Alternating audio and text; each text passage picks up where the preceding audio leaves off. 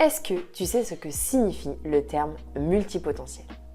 Eh bien, prépare-toi, attache ta ceinture parce que quand moi j'ai découvert ce que signifiait le terme multipotentiel, ça a clairement changé ma vie. L'idée de cette vidéo, c'est vraiment justement de te faire découvrir ce terme parce que si tu es toi-même multipotentiel, ça peut être clairement une libération, c'est ce que ça a été pour moi. Mais l'idée de cette vidéo, ce n'est certainement pas de se coller une étiquette. Donc n'hésite pas à continuer ton chemin, à aller creuser aussi ce terme sur le net, à regarder d'autres vidéos, à lire des livres sur le sujet, etc. En tout cas, documente-toi si c'est un sujet qui t'intéresse. Pour te raconter un petit peu comment j'ai découvert ce terme, en gros, si tu as déjà vu ma vidéo qui retrace un petit peu mon parcours, si ce n'est pas le cas, je te conseille d'aller la voir. Tu auras donc compris que j'ai fait énormément de choses dans ma vie. Je me suis intéressée à beaucoup de domaines. Dès toute petite, je faisais déjà 46 000 activités extrascolaires. J'ai fait du hip-hop, j'ai fait du théâtre, j'ai fait du cirque, j'ai fait du hand, j'ai fait du tennis. Bref, j'ai fait vraiment beaucoup d'activités différentes. Je n'arrivais pas à me poser, je me lassais très vite. En général, au bout d'un an, sauf le hand où j'en ai fait pendant 10 ans, mais en général, au bout d'un an, j'avais envie d'arrêter mon activité. Clairement, quand on me demandait ce que je voulais faire plus tard, c'était vraiment une hantise pour moi de devoir répondre à cette question parce que je n'en avais aucune idée ou plutôt j'avais beaucoup trop d'idées et du coup, je ne savais pas du tout laquelle choisir. Et bref, du coup, j'ai dû choisir un type d'études, ce que j'ai fait, et puis j'ai changé, j'ai rechangé, j'ai monté une boîte, j'ai rechangé, j'ai remonté une boîte, etc.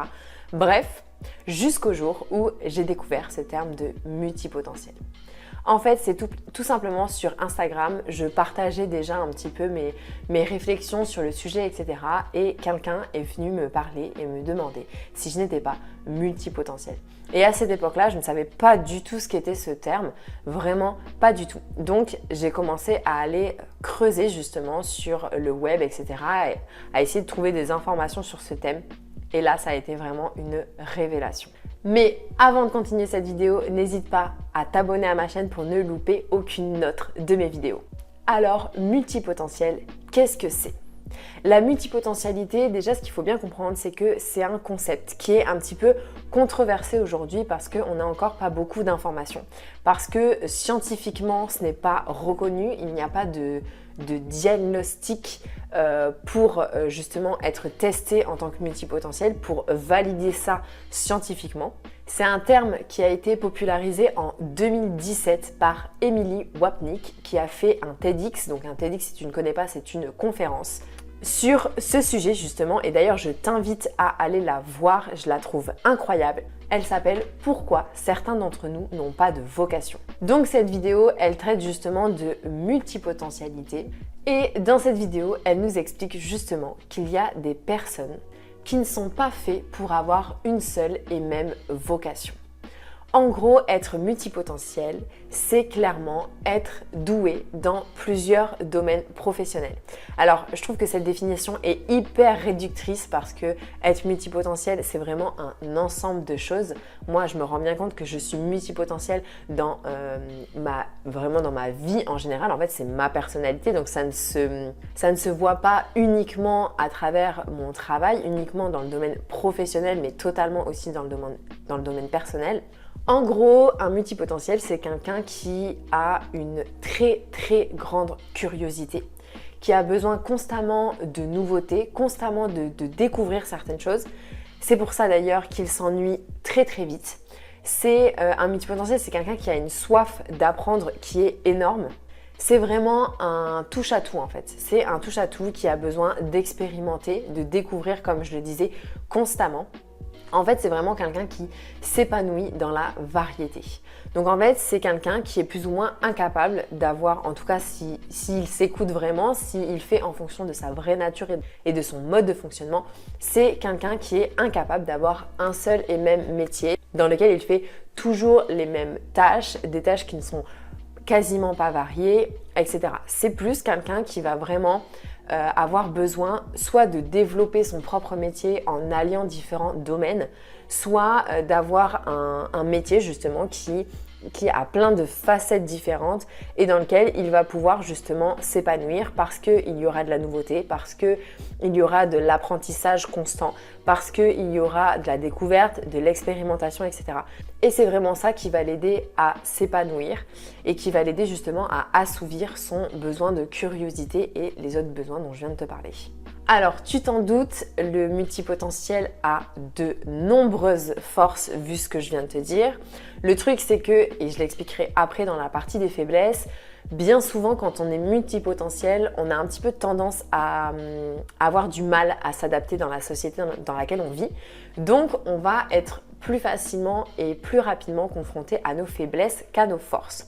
Mais pour autant, le multipotentiel a de nombreuses forces. La première des forces, c'est que le multipotentiel a une rapidité d'apprentissage et d'acquisition des compétences. Le multipotentiel, c'est quelqu'un qui apprécie en fait le fait d'être débutant. C'est quelqu'un qui apprécie le fait de partir de zéro et c'est quelqu'un justement qui va rapidement intégrer les apprentissages, qui va rapidement intégrer les nouvelles compétences. Donc c'est quelqu'un par exemple dans le monde de l'entreprise qui sera beaucoup plus facile à former. Ce qu'il faut bien comprendre aussi quand on est multipotentiel, c'est que quand vraiment on se lance dans quelque chose, on est totalement passionné. C'est-à-dire qu'on vit la chose constamment et on est vraiment totalement imprégné par ça. Donc on va se donner à fond et on va absorber un tas d'informations que la majorité des gens qui ne sont pas multipotentiels n'absorberaient pas forcément parce qu'ils ne seraient pas autant passionnés, autant impliqués. En fait, c'est vraiment des gens qui adorent tester les nouveautés et qui adorent sortir de leur zone de confort. Alors, attention à nuancer aussi ce propos comme d'habitude. Le truc, c'est que quand on est multipotentiel, c'est vrai que notre vraie nature fait qu'on aime sortir de notre zone de confort parce qu'on aime expérimenter, on aime découvrir, etc.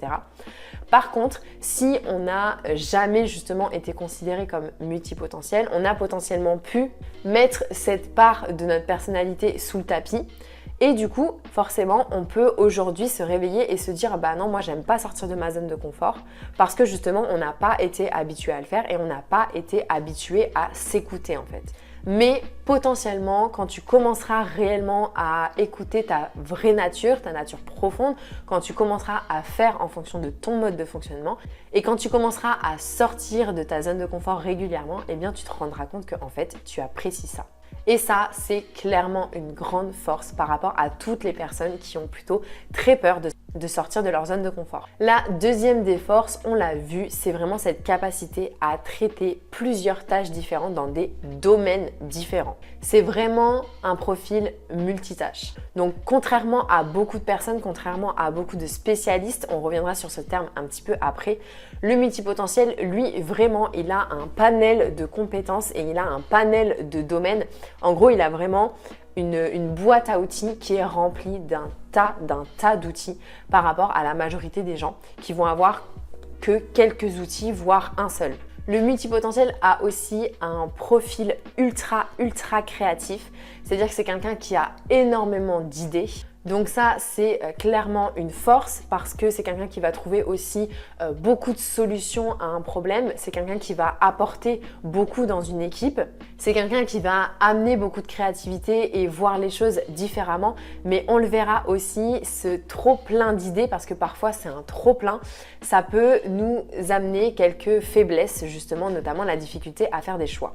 Une autre de ses forces, c'est l'esprit de synthèse. En gros, le multipotentiel peut très facilement combiner plusieurs domaines, plusieurs choses pour justement créer un nouveau domaine. Typiquement, beaucoup de multipotentiels sont entrepreneurs et beaucoup de ces entrepreneurs ont pris en fait des domaines différents qui potentiellement n'avaient aucun rapport entre eux, mais ils ont réussi justement à en faire un rapport et à créer en fait leur propre entreprise dans un domaine qui n'existait pas avant.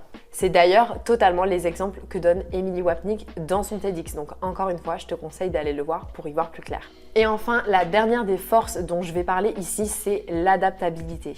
En gros, c'est le fait que tout simplement les multipotentiels ont une grande capacité à s'adapter, que ce soit aux différents environnements, que ce soit aux différents interlocuteurs, que ce soit aux différents besoins. Et ça, encore une fois, on comprend tout de suite la force que ça peut être autant en entreprise que dans la vie, clairement. Ben oui, forcément, parce que on le sait, on vit dans une société, on vit dans un monde qui est en perpétuelle évolution. Donc en fait, on est constamment dans le changement. Et on l'a vu d'ailleurs avec la dernière crise sanitaire où on a dû mettre en place le télétravail, etc. Mais même dans notre vie perso, on est constamment confronté à de nouvelles épreuves, qu'elles soient positives ou négatives, peu importe. Donc vraiment, ça c'est une grande force du multipotentiel. Il sait s'adapter, il sait sortir de sa zone de confort, il sait trouver des solutions. En fait, c'est vraiment un tout qui fait que le multipotentiel, la multipotentialité est vraiment une grande force.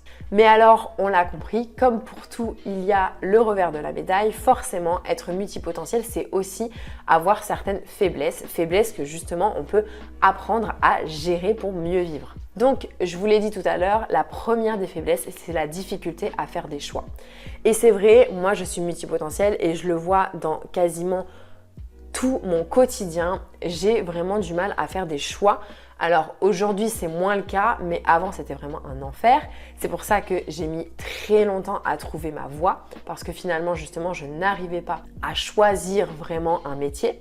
Mais ça se ressent aussi dans mon quotidien, même pour les petits choix, même pour choisir ce que je vais manger au resto par exemple.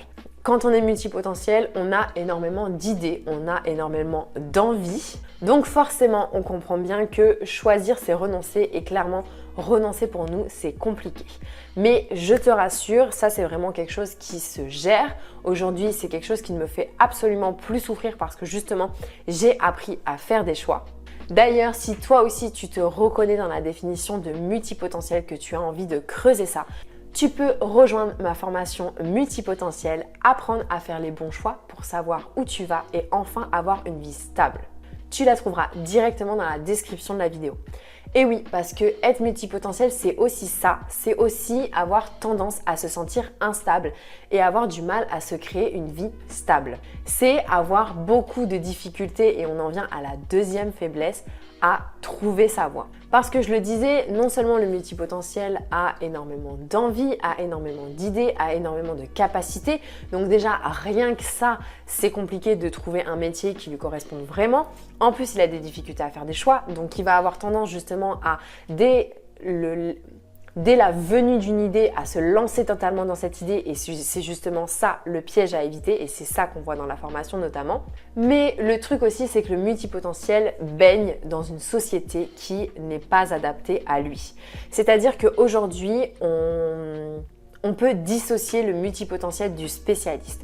Les spécialistes, c'est tous ceux qui justement ont une spécialité, qui sont vraiment experts dans quelque chose. Et c'est vraiment la majorité des gens. Tous les gens qui justement se retrouvent dans une seule spécialité, dans un seul domaine, dans un seul métier, etc. sont des spécialistes. Et aujourd'hui, la société est vraiment faite pour les spécialistes. Donc ça peut être compliqué de trouver sa place quand on est multipotentiel. Et parfois, eh bien, pour trouver sa place, il faut se la créer. C'est pour ça qu'il existe notamment des modèles de travail qui sont justement idéaux pour les multipotentiels. Et c'est aussi une des choses qu'on voit dans la formation. La troisième des faiblesses, c'est le fait de se lasser très vite. En fait, tu le comprends, toutes les forces et toutes les faiblesses sont imbriquées. Tout est réellement lié forcément puisque c'est une seule et même personnalité, c'est un seul et même mode de fonctionnement. Mais le multipotentiel se lasse très vite. Donc ça vaut pour les activités, ça vaut aussi pour justement le monde professionnel. C'est pour ça qu'il va être important pour le multipotentiel de vraiment avoir un fil conducteur, c'est ce qu'on appelle le fil rouge. C'est vraiment justement un chemin qui va l'aider à faire ses choix, qui va l'aider aussi à rester justement sur le bon chemin, etc. Le fil rouge, c'est vraiment notre cohérence. Ça va être un petit peu notre chemin qu'on va suivre. Ça va être ce qui va nous aider justement à faire nos choix, à ne pas se lancer dans des idées qui ne vont nous mener nulle part. C'est vraiment justement pouvoir se lancer dans des projets qu'on va mener à terme. Bref, ce fil rouge, c'est vraiment justement l'outil idéal pour le multipotentiel et pour pallier ses faiblesses. Et enfin, la dernière des difficultés, mais on en a déjà parlé, c'est que le multipotentiel se sent souvent incompris. Il a du mal justement à trouver sa place par rapport aux spécialistes, par rapport aussi à toutes les personnes qui le critiquent qui lui disent qu'il est instable, qu'il est anormal, qu'il devrait se poser, etc. Je l'ai vu, je l'ai vécu moi-même et je l'ai vu aussi dans les réels que j'ai pu partager, dans les contenus que j'ai pu partager notamment sur Instagram, tous les commentaires de personnes qui disaient simplement qu'en fait être multipotentiel c'est juste être un flemmard, que c'est juste être instable, que c'est juste être un moins que rien. Clairement, être multipotentiel, ce n'est pas du tout ça. C'est clairement une force, mais c'est sûr que les autres ne nous aident pas toujours à écouter notre vraie nature. Et pourtant, comme d'habitude, ce qu'il faut bien comprendre, c'est que c'est vraiment en écoutant notre vraie nature et en créant notre vie en fonction de notre mode de fonctionnement qu'on sera réellement heureux. Parce que crois-moi, encore une fois, moi aussi, j'ai essayé d'être une spécialiste. Moi aussi, j'ai essayé de me conformer aux moules qu'on voulait m'imposer. Moi aussi, j'ai essayé de suivre les schémas sociaux habituels, etc. Et pour autant, je n'arrivais vraiment pas à m'épanouir là-dedans.